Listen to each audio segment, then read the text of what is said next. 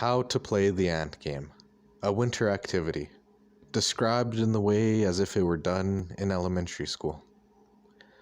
So the teacher walks up with her children and creates a circle in the snow, then gathers the children around and says, "I'm going to be the queen ant, and you're going to be the worker ants." And you tell them to start making paths, and let's say they made paths like this.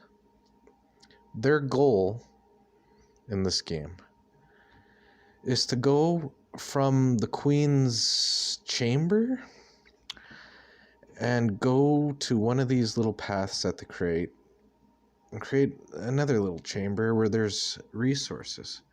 And they take their gloves and they cut the snow out into little chunks, and with both their hands or one, pick them up and walk back to the queen ant and drop them off. And eventually, once this chamber gets filled with resources, maybe they branch off to this area and make this a main place, and then that place a main place, until they fill up the whole place with resources. For the hard snow, this probably has to be done maybe minus 12 to 20, I'm not sure. Ski pants are something that's advised, and this is how maybe it would be done here. First recess, that's when the teacher comes out with the children and they build maybe this area and they gather some resources. Lunchtime, they build this whole chunk right here because they have more time.